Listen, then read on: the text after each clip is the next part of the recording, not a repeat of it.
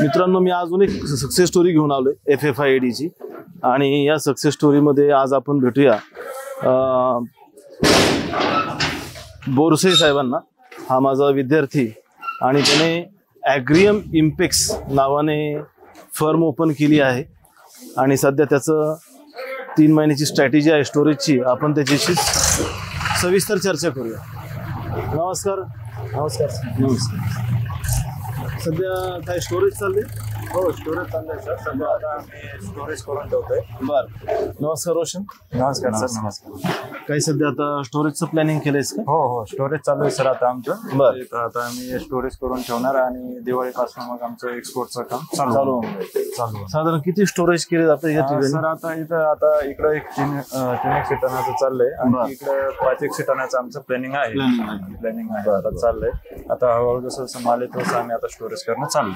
सध्या rate down असल्यामुळे storage rate down असल्यामुळे आम्ही आता स्टोरेज करून ठेवणार आणि दिवाळीनंतर रेट चांगले वाढतील याच्या अपेक्षेने मग तेव्हा आपण काढू.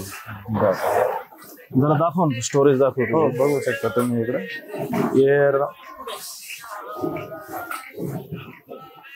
हे इकडे राऊंड मध्ये थोडी पावडर टाकल्यामुळे जरा क्वालिटी मेंटेन राहते. हो, बरोबर.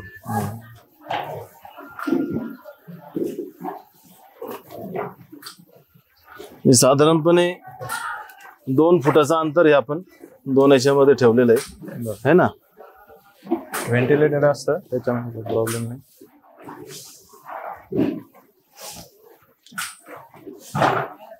इकडे राऊंड मध्ये आहे. त्याच्यानंतर पलीकडे तिकडे पण आहेत. तिकडं आपण थोडस चाळ टाईप केलंय. गुड.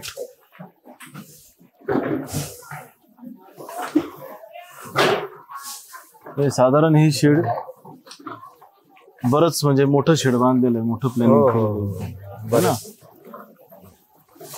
गुड.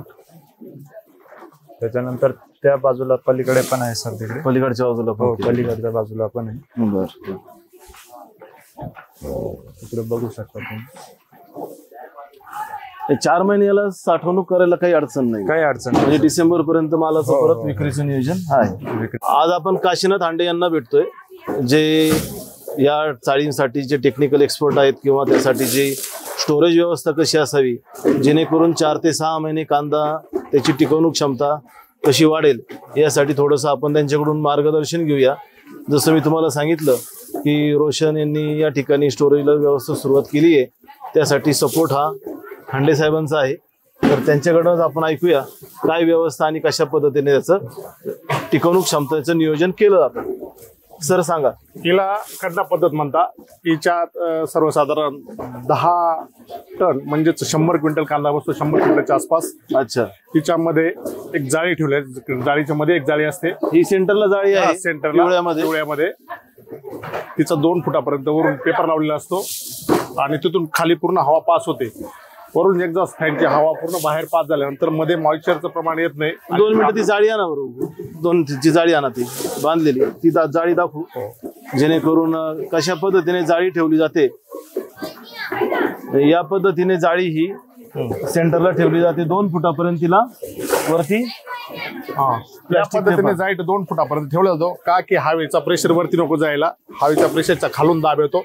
खालून कांद्यामधून बाहेर पास होते आणि बाहेरून वरती पास होते. हवेचे हे घनता कमी असते. म्हणजे ही जाळी ही सेंटरला ठेवली जाते. सेंटरला ठेवली जाते आणि वरून फॅन ठेवला. वरून फॅन लावला जातो. फॅन किती HP असतो?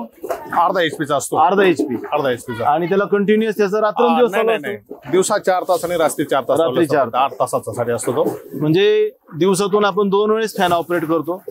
सकाळी 4 तास आणि रात्री 4 तास.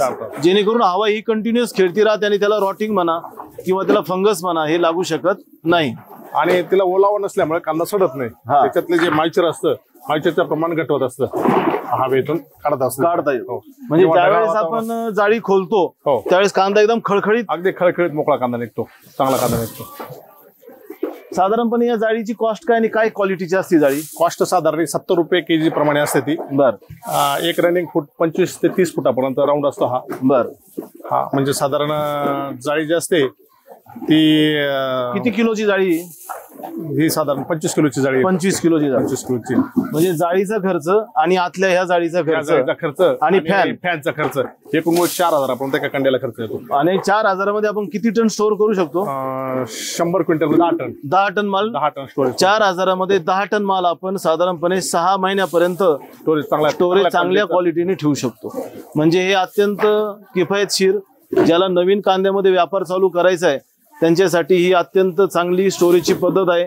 उन्हाळ्यामध्ये कांद्याचे भाव डाऊन असतात, त्या पिरियडमध्ये आपण स्टोरेज करून व्यापार करू शकतो, निर्यात करू शकतो किंवा पुढे भविष्यामध्ये आपण त्याचा 2 पैसे करू शकतो. अशी ही शेतकऱ्यासाठी म्हणा, व्यापाऱ्यासाठी म्हणा, एक्सपोर्टरसाठी ही स्टोरेज करण्यासाठी ट्रॅडिशनल पद्धतीने अत्यंत कमी खर्चामध्ये अत्यंत उत्तम पर्याय आपल्याला आज पाहावयास मिळालाय. रोशन यांच्या ठिकाणी आपण ही स्टोरेज व्यवस्था पाहिली.